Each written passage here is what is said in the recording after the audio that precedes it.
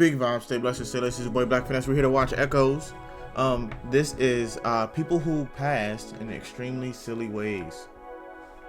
Oof. It's one way. It's one thing to pass in something so tragic. It's another thing to pass on something so silly that you can do something crazy to end up losing your life over something dumb. Okay. Please stay safe out there. Let's get started. On the 50th floor, a half-kilogram measuring tape slipped out of a construction worker's hands. In its fall, the tool achieved the speed of the mightiest tornado, 225 kilometers per hour. At that moment, Gary Anderson was standing on the ground. He was supposed to have already left, but stopped to chat with someone. He probably didn't even feel the measuring tape land directly on his head. The impact was so devastating that Gary died within an hour. It wasn't the tape that killed him, however. As it turned out, Gary wasn't wearing a helmet, although it was lying in his truck, and he was an experienced worker. In this video, I'll tell you about deaths that could have easily been avoided, so viewer discretion is advised. 33-year-old John O'Neill had a fair share of hardship. We're going to determine if this is supposed to be silly or not. Because of his alcohol addiction. He lost touch with his family and friends, and finally was forced to wear an electronic tag on his ankle. So, in the fall of 2024, O'Neill decided to take his fate into his own hands, underwent a rehabilitation course, sobered up, and returned to what he loved doing most, woodworking. On the morning of September 24th, he started his first day at work, which only took 15 minutes to turn into an utter hell. 15? O'Neill was working near a wood chipper, throwing branches into the machine, when suddenly, one of them got caught on his ankle bracelet. When he realized this, it was already too late. The mechanism had pulled him in. No! Shocked, O'Neill was watching the metal blades crushing his bones and calling for help. Yet, nobody heard him, as all his colleagues were working in headphones. It took the other workers an entire minute to see the horror unfolding behind their backs. You can imagine what a mechanism like this can do to a person in as little as 60 seconds. O'Neill's colleagues pulled him out of the wood chipper and applied improvised tourniquets made of whatever was at hand. Nobody believed the man would survive, not even O'Neill himself. He was dipping in and out of consciousness and saying farewell to his life, and for good reason. O'Neill's heart stopped beating on the way to the hospital. That's a lot of When he woke up in his ward the following day, he saw only the empty bed before him. Both of his legs were amputated above the knee.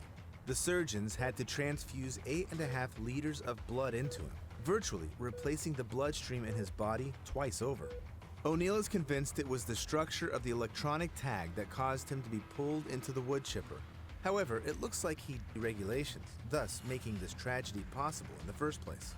Alongside that, the closeness of death pushed O'Neill to make up with his family and work on himself like never before. And if O'Neill was lucky enough to survive a close encounter with a wood chipper, a tree trimmer from California was not. On an October morning in 2022, he was doing his job in the city of Menlo Park, and in the afternoon, he was found dead. He fell inside a wood chipper. Inside a wood chipper? Exactly how the tragedy happened, but there's no doubt the tree trimmer made an unfortunate mistake that cost him his life. Sadly, safety rule violations in the workplace often cause bad accidents that could have been avoided. This is what happened in April of the year 2000 at a tire service in Montezuma. Two brothers got a task to patch up a crack on the rim of a tractor-trailer wheel. They had to disassemble it, then remove the tire, and only then start welding. That was the only correct way of doing the job. However, one of the brothers, Robert, decided instead to only deflate the tires and start trying to patch up the crack with a welding torch on an intact wheel. He knew that not deflating the tire would make it explode. That's because the air inside it would expand when heated and have nowhere to go. At some point, the tire would give in to the pressure. So, the mechanic, sure of his safety, was busy welding the crack when, suddenly, a powerful explosion happened. With an indomitable force, the metal rim of the 120-centimeter wheel hit the man on the head, instantly taking his life. The explosion was so intense that a pickup truck was kicked off its lift, and the echo was heard as far as 1.5 kilometers from the workshop. Bullshit. There was most likely water inside the tire. No. The heat from the welding torch made it boil and turn into vapor, filling the empty space. The tire could have also contained volatile gases like butane or propane, used in fast repair kits. Robert even received the Darwin Prize since he only had to observe one rule to stay alive: to take the tire off before any work on the rim. To think that this tragedy happened to a professional in his workplace. Yeah. What can we say about the less legal ways of making money then? Oh, man. Back in the early 2010s, Germany faced an unexpected problem. Thieves started robbing ticket machines. Hundreds of cases happened all over the country in a year, and the perpetrators weren't always caught. However, in March of 2017, at Dortmund-Scharnhorst railway station, a ticket machine robber failed to get away. At 2 a.m., a 31-year-old man came to the station to rob That's his gas. It's unknown whether he'd used compressed gas to fill the inside of the mechanism or if the tool had been a makeshift explosive device. There was a sudden massive explosion, and the 2-meter-tall metal panel was torn off the machine and hurled right at the robber. When emergency services arrived at the scene, they saw a damaged mechanism and, beside it, an unconscious man with horrific head trauma. The service workers tried to resuscitate him, but their attempts were in vain. And this case is far from being the only one.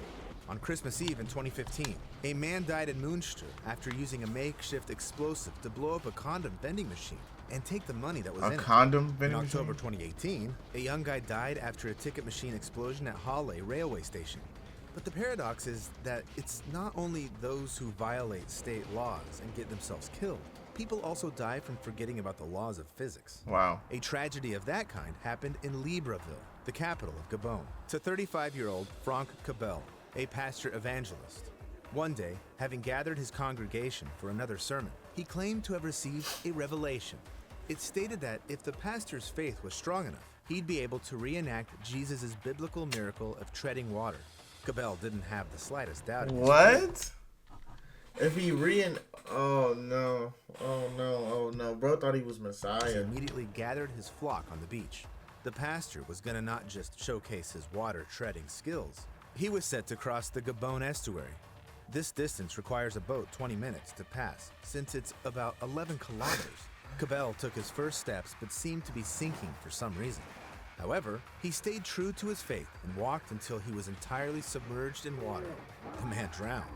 I'm in no way trying to discredit Christianity or any other religion. However, apart from blind faith, Cabel could have also relied on common sense. And seeing that he wasn't exactly succeeding at repeating the biblical miracle, he could have just returned to the shore and investigated the reasons for his failure later. Because you're not him. You're not him. Struggled to stay afloat. Two lovers were driving in a car at night before stopping on the riverbank. It was a chilly August morning, which probably made them think of getting warm in the back seat. Or maybe they were inspired by a nearby bridge named Strawberry Mansion. The couple started making love and was probably doing it so passionately that one of them accidentally pushed the gear lever. The car started moving and fell into a river seconds. In the blink of an eye, the water filled the vehicle with the terrified couple inside it, and their 4x4 sank to the bottom. Rescuers only arrived 5 hours later to find the flooded car 100 meters away from the riverbank and the scared, wet lovers on the shore. By some miracle, the couple managed to escape the trap and was even lucky enough to get their off-roader back. A similar predicament was shared by a young couple from Russia's Vologda. What do you mean lucky enough to get your off-roader back? That ain't working no more. And Yana also parked their car on the shore of a lake and started having fun in the back seat. Just like in the previous case, the car rolled into the water, but the Russian couple never made it out of the vehicle, and both of them died. Truth be told, even the most innocuous entertainment or simple rest can turn out deadly. Mrs. Elizabeth Isherwood's trip to a country club near the town of Mackinac, Wales, in late September of 2017 wasn't the first or even the 10th for her. Together with her ex-husband, she'd owned a holiday home in the resort for 30 years. Mrs. Isherwood often visited the property with her friends, but eventually decided to sell the house and was gifted a voucher for the last free stay. On September 23rd, she made use of it. However, this time, Mrs. Isherwood was alone since nobody could join her. On her first night upon arrival, she went to use the bathroom right away. Having finished all of her business, the woman returned to the bedroom. But when Miss Isherwood closed the door behind her, the doorknob stayed in her hand. This meant she wouldn't be able to get out of the room. Suddenly, the woman realized she wasn't in the bedroom. It was an airing cupboard. In Britain, that's what they call a cramped, dark closet used to allow damp laundry to fully dry. Alternatively, people could just store things in it. However, the woman didn't panic. She was a former police officer, strong, resilient, and I wouldn't panic either. First, Mrs. Isherwood I would have broke the door open. Shelves, relied on touch to explore the cupboard, and stumbled upon a brass pipe. Then she chipped off a piece of the pipe and picked at the door and then the walls in the hope of freeing herself. But the broken pipe started leaking water on the woman, and soon Mrs. Isherwood was freezing. A week later, the resort's chief technician noticed a hole in the airing cupboard's wall and took a peek through it. There, the man saw the lifeless body of Elizabeth Isherwood. As it turned out, she did manage to punch a hole through one of the walls. However, a painting was hanging there. The woman seemed to not realize that she was a step away from freedom. The coroner concluded that Mrs. Isherwood could have spent several days fighting for her life and died of hypothermia. Sadly, the water leaking through the broken pipe played hugely into this. If it was a wooden door, break the door. Water I don't is care. the key element.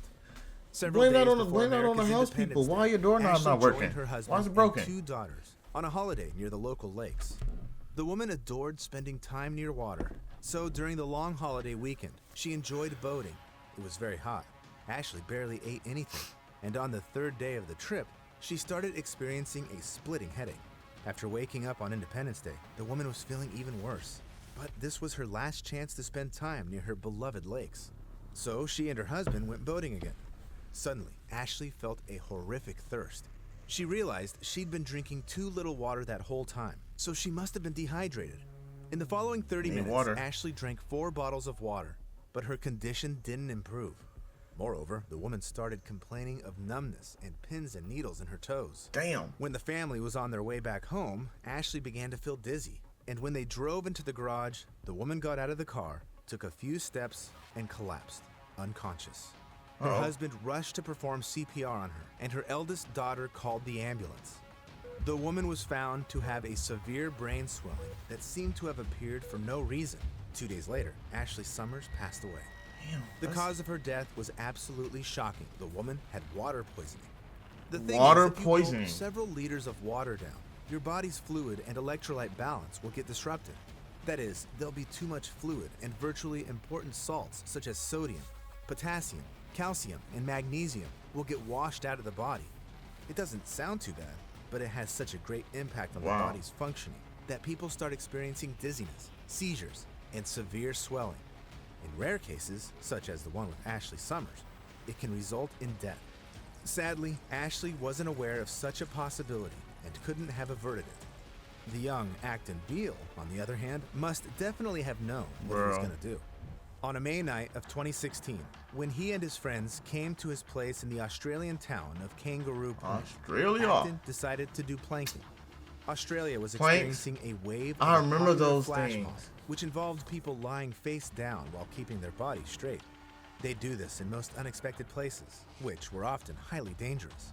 So, at around 4:30 in the morning of that day, Acton decided to do his most extreme planking attempt. Are you serious? He went to the balcony on the 7th floor and tried to lie down on a railing that was just 5 centimeters wide. His friends were filming this process. It's never worth that many likes, bro. Suddenly, the building dwellers heard a loud explosion, but they had no idea what had caused it. It was Acton who'd failed to stay on the railing and fell from a height of over 20 meters. Terrified, his friends called the ambulance, but the medics didn't manage to get Acton's heart to beat again. According to the official data, this was the first registered death that happened while planking.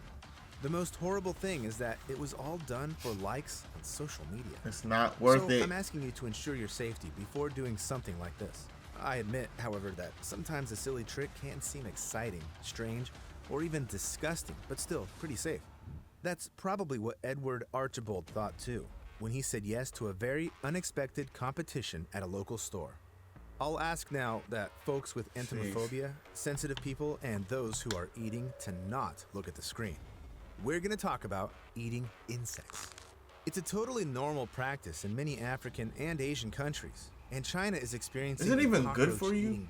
Not to say I would eat it, but is it even good for you? Special farms for that purpose. However, this isn't part of the usual cuisine for Americans and Europeans. That's spiders. That's why the competition organized by a Florida pet store in which Edward Archibald took part was disgusting, shocking, and attention-grabbing. Almost 30 participants ate insects alive, competing for the main prize, a live python. Edward didn't need a snake, however. As a party guy and someone who liked to show off, he just couldn't miss out on an event like this. The competition consisted of several rounds, each lasting for 4 minutes. Each time, the treats were different. In the last but one round, the participants ate worms. And in the last one, roaches up to 7 centimeters in size. Oh, man. Edward stuffed his mouth with all the insects at once and tried to swallow them, while the rest of the participants swallowed them one by one, washing them down with water. After hearing the finish signal, Edward victoriously beat his chest with his fists and opened his mouth, demonstrating that he'd swallowed the roaches. After a short wrap-up, Edward was announced as the winner. The contest host joked that Edward would probably vomit and then return for his congratulations and prizes. That didn't happen, however. Edward was found unconscious near the pet shop entrance. When he was taken to the hospital, the doctors could only pronounce him dead. This was shocking, since not a single one of the other 30 participants felt even slightly unwell. However, the coroner's verdict was even more astounding. Edward had died of asphyxiation because insect body parts had blocked his airways. Although the public was stunned by the man's eerie death, many also wondered why anyone would organize such a bizarre contest. Hold on. Insect body parts blocked his airways? As in he, you know what, he did forcefully chew. Well, he did forcefully swallow but not chew. So even if he did chew, I guess the body parts got in his air. How the hell did he get in his airways? How did he not choke or cough?